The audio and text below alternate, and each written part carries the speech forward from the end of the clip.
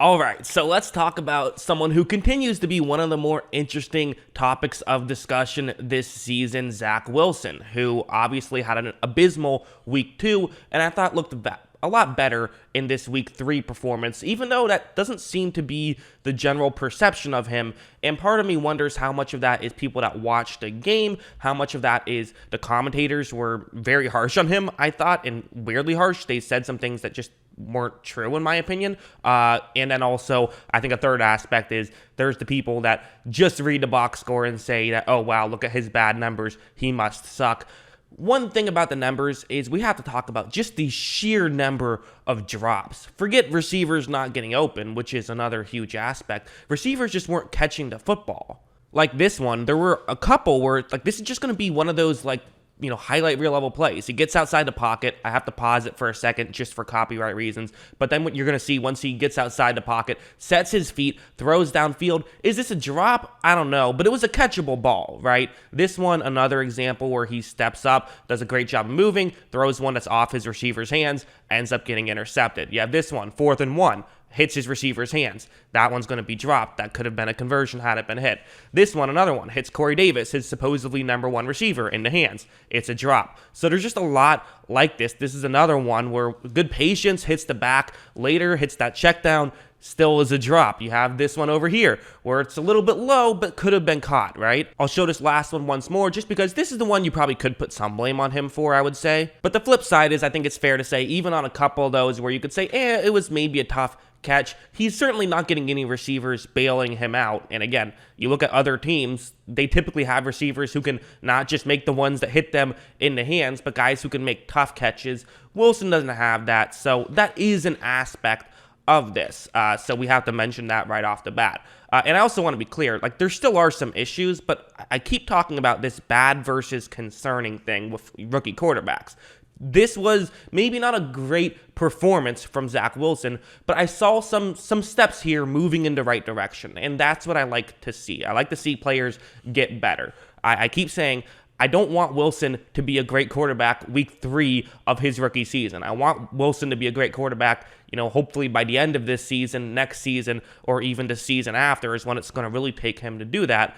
And you can't get better without making improvements, and he has made some improvements. Now, I do think that I have to say that there definitely were some plays where he was able to make good throws when receivers actually did get open. Now, this just didn't happen a ton in this game, but it happened more than it has last week. And definitely when guys were getting open, I thought that he looked good, which is, I think, promising, right? It's concerning if your quarterback is not making throws to wide open receivers. At least Wilson was able to hit the guys when they got open, which is kind of what you want to see. Because, again, this is a big issue. The Jets have the second worst receiving core according to Pro Football Focus. So, having guys who can occasionally get open, Wilson hitting those, that's at least promising. Like right here is a good example. So one of the things people kept talking about with Wilson is he needs to learn to take checkdowns, right? That was a big thing that people mentioned about him. Well, this is what he's going to do on this play. It's a 2nd down and 8. You have a receiver who's running over the middle. It's going to be a tight end who's kind of the check down on this play. You want to hit the receiver over the middle. Also, you saw Mike LaFleur run a little bit more of these types of routes. I suggested last video he should run more of those. So clearly he watches my videos. No, I'm just kidding. But, he saw the same thing I saw. Hey, more crossing routes, more over the middle stuff. So makes sense. And watch how right when this play starts, you are going to notice that over the middle, not really that open. You do see Denver doing a pretty good job at covering that up. Basically, it's, there's 3 Denver players who could make a play. Wilson, who is looking in that direction, realizes quickly, should not make this throw. So instead, he takes the check down. That's good, right? That's what everyone kept saying he should do. Well, there's one issue with this kind of stuff, and it's you can only do it on certain plays, and really, it only makes sense to do it on 1st or 2nd down. Because now we go over to a play like this, where it's going to be a 3rd down and 6, and this 3rd down and 6 was set up by running the ball on first and second down. There's just too much of that, you know? People love to say, well, if you have a good running game, that makes things easier on a rookie quarterback. And that's true, but the good in that sentence is vital. Just having a running game in general, running the ball a bunch of times, doesn't make things easier on your quarterback. It's easier for a quarterback to throw the ball 3 times on a 1st and 10 than to throw the ball once on a 3rd and 6, right? Giving them the extra options does help, especially when receivers are struggling to get open. This play is a great example because it's 3rd and 6, so the Broncos can pretty much just go all out to stop the pass. They don't have to worry about a run here, and you see the concept on the screen. And watch what happens. Wilson takes a snap, and nothing is open. Wilson cannot make this throw right here. In fact, there's a robber concept, so a safety moves in a little bit. So not only are none of these guys winning their own matchup, but there's a safety who could come over and make a play. Maybe you could throw it to Corey Davis, but that's a dangerous pass and probably won't give you the first down anyways. Wilson, who's under pressure right here, is going to decide to roll outside the pocket, which the one criticism I would blame for Wilson is, hey, scramble earlier. I noticed this on a few plays. Sometimes just get out of the pocket earlier, try to make something happen, move a little bit quicker. You see how quick like Lamar Jackson and Kyler Murray will at times just get outside the pocket. And while Wilson's not quite as mobile as those guys, he still is very mobile and should probably just be moving outside the pocket a little bit quicker because he kind of waits a little bit too long and then also just going to kind of stumble over his own feet. So that part's not great right there. So, he didn't handle that ending part particularly great, but also worth mentioning, if he does scramble out earlier, there's a real chance something does get open, and it's kind of what he had to do because there was literally nothing open. There was no check down on that play. It's 3rd down, so even if there was, wouldn't be a good decision probably. And literally nothing was open. There wasn't even a single one-on-one matchup on that play. The best options he had were double coverage because there was a safety taking away the deeper route towards Wilson's left on that one. There's only so much you can do in that situation, and no quarterback looks good when receivers aren't getting open, especially because the reality is it seems like most people don't actually look downfield when they watch the games. They just look at the quarterback and the offensive and defensive lines. So when there is pressure, they just assume the offensive line screwed up or the quarterback took a bad sack. And this can sometimes be to the quarterback's benefit. People don't blame the quarterback when, like on this play, Wilson does deserve a little bit of blame, but the bigger blame is on the receiving core and on the coaching staff, if you want to go there, of stuff just not getting open, and him being in that bad situation to begin with on a 3rd down and 6. So that's kind of why it's like, okay, sure, let's put some blame on him, but let's not put all the blame on him. There's a lot of blame to go around.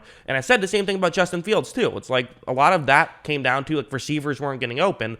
Although in Fields' case, there at least were a couple plays where receivers were open. Like this one, literally, there wasn't even a single one-on-one matchup. What are you supposed to do? I think this one is a good example of, this was probably his worst play, and this is something I have seen bubble up. If you're talking about concerning with Wilson, if you are a Wilson hater, which I know there are plenty of, this is probably the play you want to look at. Because it's a 3rd down and 11. You have a cover 2 zone right here, and basically on this play, you have to get rid of the ball quickly. Doesn't have to be down the field. If you don't like what's going on downfield, then take a check down.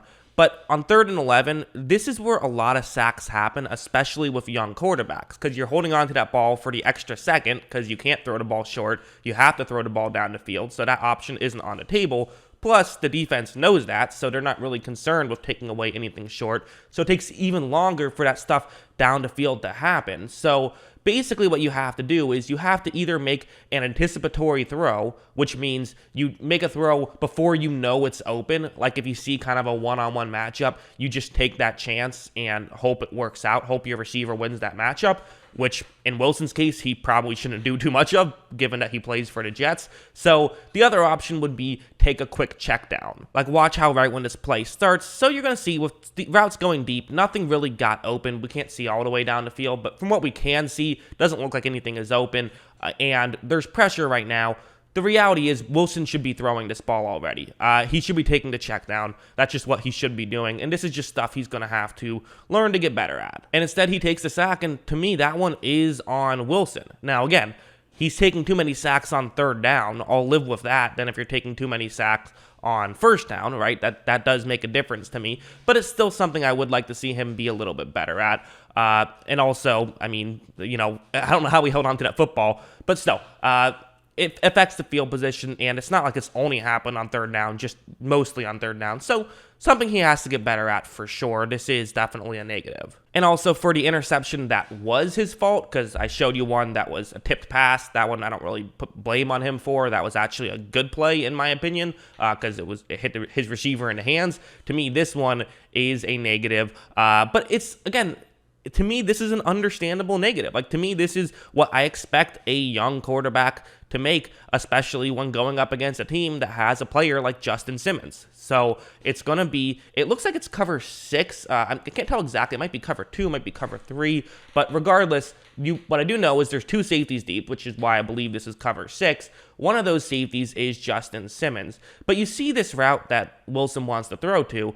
Let's not worry about the safeties for a second, because typically what you do is, if it's just in between 2 players who are in charge of covering the middle of the field, there's a little gap there, you make this throw and pick up some yards. And this was actually right off the back of him kind of doing a good job of driving the ball down the field a little bit. I thought he was doing a pretty decent job at that. So it was a little bit unfortunate that this happened to come during that drive, but watch what happens. So you see that Wilson takes a snap right here, and on this play, you do have, so at this point, you can see why he makes the throw, right? You can see the logic behind it. It is kind of in that gap, but what you kind of have to do at the NFL that you don't have to do in college is like watch the safeties, which is something that in college, the safety, I mean, he's going to be like 45 yards down the field. You're fine. Don't worry about him.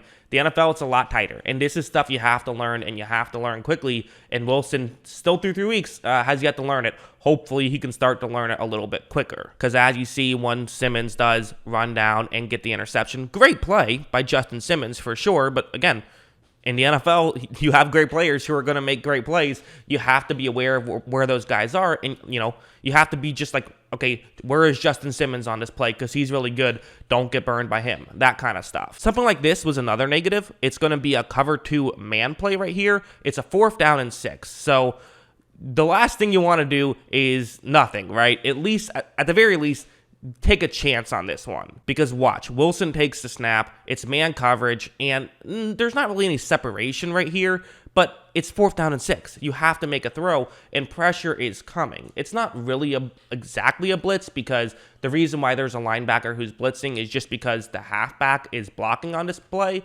but at the same time, it's essentially a blitz. It's still a 5-man rush, and there's an unblocked rusher for Denver due to a really well done stunt on this play. So for Wilson, gotta make this throw now. Instead, he just takes the sack right there. That's just a bad sack. There's no getting around it. I understand the logic of why his brain took that sack, but it's not the correct decision. Throw the ball down the field.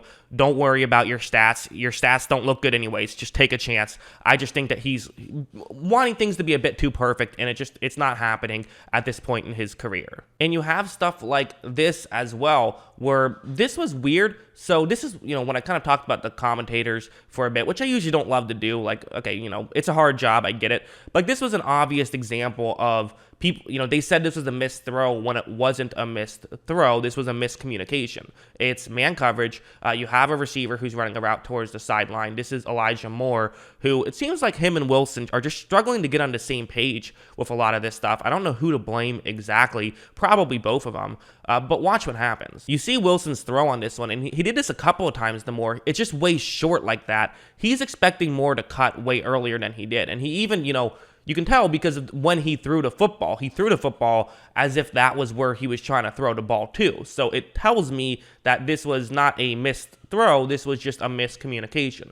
It's concerning a little bit that there seemingly is a lot of miscommunications going on with Wilson. You would like to see that stuff kind of clear up. You want everyone to be on the same page at a certain point. But then again, it is to be expected to some degree, but you'd like it to be to a smaller degree than it has been so far, probably. So yeah, I mean, listen, it's a work in progress, right? And I think I expected him to be a bit more pro-ready than has been the case. So that's definitely like a mistake on my part, right? I thought he would be pro-ready. That has not been the case early on. It's taken him some time. But again, It's way too early to give up on any of these rookie quarterbacks. None of them have played well, but that's okay. You're a rookie quarterback. Again, you got to give these guys some time. It's disappointing for sure. We wish that they all just came in and were lighting the world on fire. That just hasn't really happened with the 4 that we've seen get significant playing time. But even so, significant playing time for a lot of these guys is like 80 passes. So we still need to see some more. But it's interesting, right? So, yeah, that's what I thought about Zach Wilson. That's the good and the bad of Wilson in week 3. What do you guys think? Let me know in the comments below. Always love hearing from you. And, of course, as always, thanks for watching.